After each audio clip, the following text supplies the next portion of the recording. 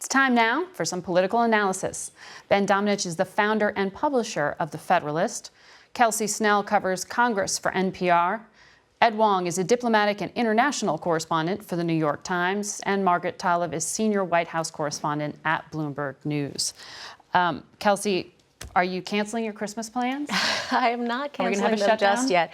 I would say that depending upon who you talk to, the guess is about 50-50 or maybe a little bit less than 50-50 that a shutdown will happen. There really is still the possibility that they could pass something short term, not a big spending bill that gets them through the end of the year on that remaining 25% of the government, but something short, maybe until the middle of January or the beginning of February, just to give them some breathing room and to keep negotiating. That seems the likeliest scenario right now because it's the easiest thing to write and the easiest thing to pass. But that opens a new can of worms because you have a different complexion in Congress starting in January. Yeah, you absolutely do. And I think it's also a big challenge, particularly for Democrats in the House who don't want to get into this fight right at the very beginning of taking power because they're going to have to be facing off against the president and potentially making compromises that many of these people were elected saying that they would never compromise on. So it would be more difficult for some Democrats in particular to move this conversation to January. And the president realizes that, right, which is exactly why we saw what happened this week. I mean,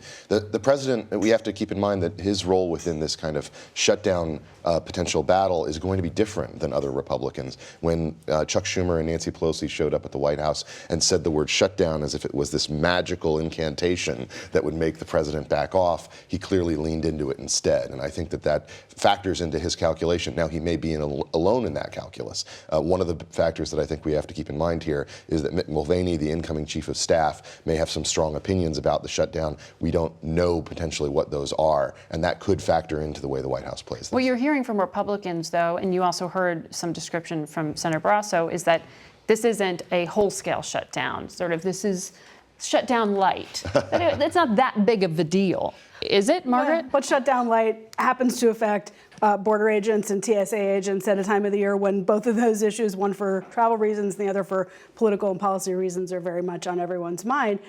There are kind of two factors that I see at play here, and one is that the president himself has been fascinated with the idea of how to use a shutdown to get a message across for months, maybe for more than a year, let's say, basically since the beginning of the administration. So inside the White House, as well as on the Hill, a lot of Republicans are like, don't do it, it's a bad idea. And he is so attracted to the idea. On the other hand, he wants to be having the fight with Democrats, not with his own party. It's easier to have the fight with Democrats when Democrats are in charge. So I think if there's a patch of 4 weeks or something like that, that's the fight that he gets to have, and maybe that's the way this will shake out. Stephen Miller, one of the president's closest advisors, said he's ready to go to shutdown. You think this is theater? He's ready. Although he's still scheduled to leave for Mar-a-Lago at the end of the week on Friday, but he's ready. But there are many people inside the White House, as well as on the Hill, Mitch McConnell, the Senate Republicans, who are like, maybe.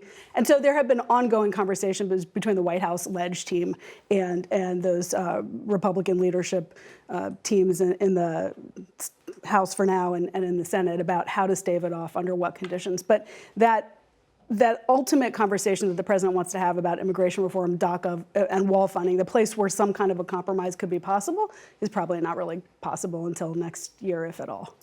Ed, I want to ask you, we saw a rare, very open crack between the entirety, really, of the Republican Party and Democrats on Capitol Hill, breaking from the president's defense of Mohammed bin Salman, the Crown Prince of Saudi Arabia, and having this symbolic resolution, but still a statement saying they believe the CIA, even if the president doesn't, in terms of culpability for the killing of this journalist, Jamal Khashoggi.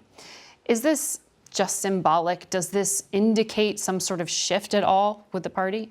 I think it shows that both Republicans and Democrats want to sort of take back the narrative of American values and sort of the values that we place behind human rights and other issues like this, and push back strongly against sort of the more transactional nature of President Trump's policies. And so I think that going into the new year in 2019, we'll see more of that. Both houses will take up the Yemen war resolution again, and also rebuke against MBS. And I think we'll see more debate on that. And I think that there's strong momentum in both sides to sort of push forward with that. Are we misreading it to say, though, that it's a break from the president, or is Congress essentially handing the White House a diplomatic tool by saying, oh, look, here's some leverage in your relationship to potentially force some change in Saudi Arabia? We haven't sensed any motivation on the part of the White House to really push forward with changes or with pressing Saudi Arabia on any of its policies. So I do think that this is an authentic rebuke by Congress against the president. But keep in mind the context of this, which is just that Congress has, for 18 years really, ceded its power when it comes to the foreign policy issues that face this nation. We're still operating under the same AUMF. We're still operating under the the authorization of the use of military force. We're still operating under the same sort of regime that was put in place after 9/11. Congress has kicked the can on this issue time and again, and I do think it's significant. It is symbolic, but it is significant. But I think it needs to lead to more steps in order to actually have any real power. Otherwise, this is just sort of Congress saying, yes, we're still here, and pretending as if, time and again, Congress likes to cede its power over an issue to the administrative branch and then complain about it, because it's a lot easier to do that than to make hard choices. We're also seeing the financial markets show some nervousness right now about the trade dispute with China, about slowdown in Europe, about Brexit. Where do we start the new year on the foreign policy front, Ed?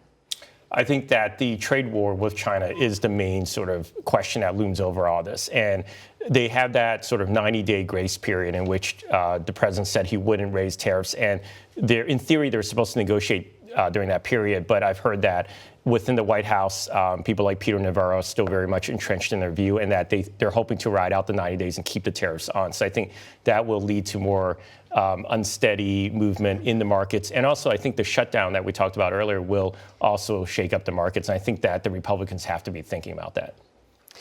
Margaret, Mick Mulvaney, management now moving from OMB sort of, and is also now chief of staff for the president. You have the Interior Secretary, Ryan Zinke, departing. Yeah.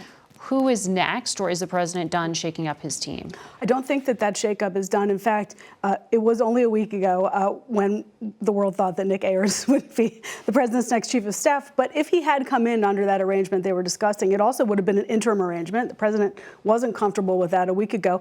Part of that interim arrangement would have been to execute the sort of staff overhaul, shakeup, whatever you want to call it, that is now kind of slow rolling underway. Will Mick Mulvaney execute it differently than Nick Ayers? Possibly, but it's all up to the president. It's always been up to the president. So some of the other folks who may or may not be on the chopping block, the education secretary, the commerce secretary, but it will ultimately be up to the president, and always would have been. For months now, they've been looking at those midterm elections as a reset point, understanding that if the Democrats took the House, it would change the dynamic of the second 2 years of the president's term.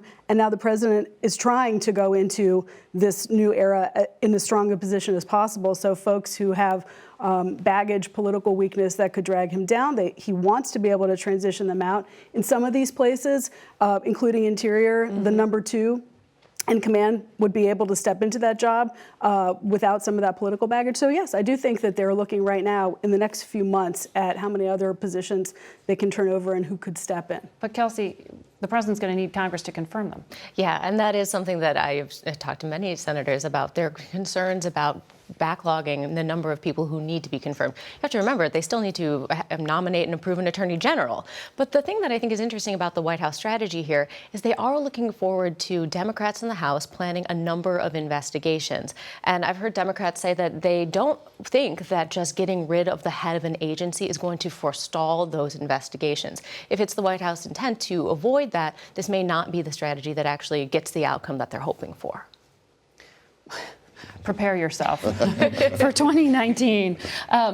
Ben, we have an interesting thing that may be happening in the next few days in Washington with criminal justice reform being promised floor time. This is Jared Kushner's project that he feels personally invested in. There's been some disagreement within the Republican Party about whether it should even see the light of day. Yes. What does this signal that he was able to get Mitch McConnell to give some precious time to this bill? I think it's very significant. I mean, the fact is that there had been a real push within the Republican coalition for criminal justice reform at the state level, backed by the Koch brothers and other groups that really wanted to see it as something that was part of the Republican policy portfolio. That really was short-circuited by the existence of the Donald Trump 2016 candidacy, running on a law and order message that sounded more familiar to those who think that we might still be living in the late 70s. And frankly, the nomination and approval of Jeff Sessions as Attorney General was something that really short-circuited that process. Jared Kushner worked very hard within the White House to try to push this forward. And I think it's significant that this is something that's finally seeing the light of day at the Senate level. All right. Thanks to all of you. We'll be right back.